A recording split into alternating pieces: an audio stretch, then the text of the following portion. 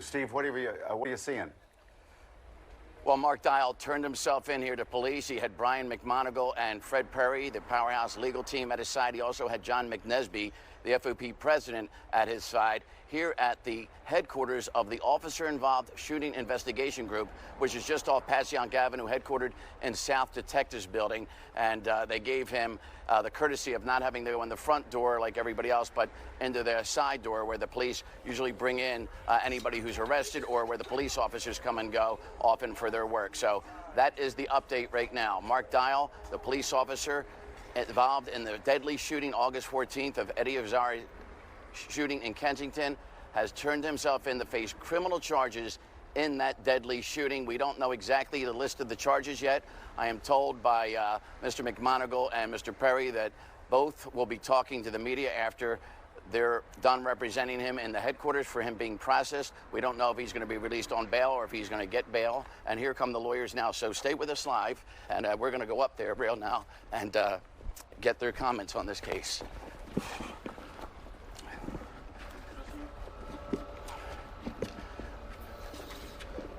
Sorry, guys.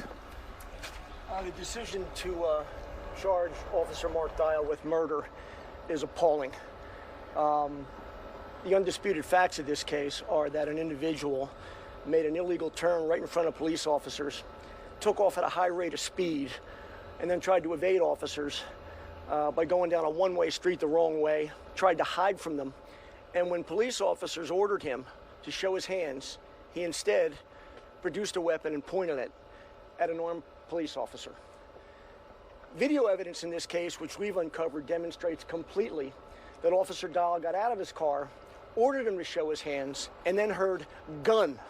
And you can hear it on the video. He then saw an individual pointing what he thought was a gun right in his face. Fearing that he was going to be the next police officer killed in the streets of Philadelphia, he fired. What's telling in the video is that as Officer Dial is firing, he's taking retreat. He's trying to retreat and trying to find cover because he believes the individual has a gun. In no world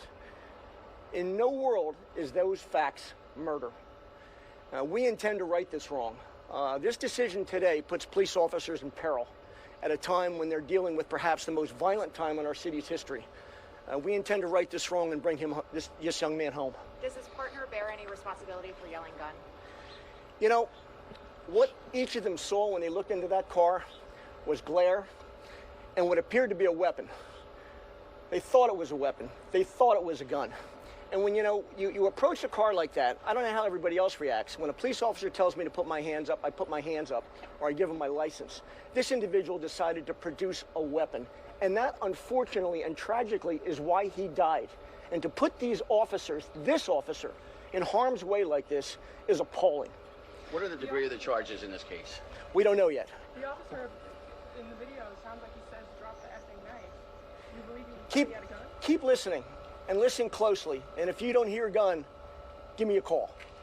Thank you. Thank you. So there you go. There is the defense starting here on the steps of the officer-involved shooting investigation group. So you get a different story from a different video.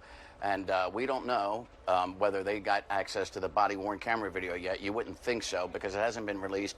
And since there was no criminal charges, the DA would be under no obligation to release it under the legal steps that are normally taken during a criminal case. So that has not been released probably yet. And we're going to get the district attorney's side of that story when he talks at 11:30 in an already scheduled news conference. So Mark Dial obviously not leaving with his lawyers.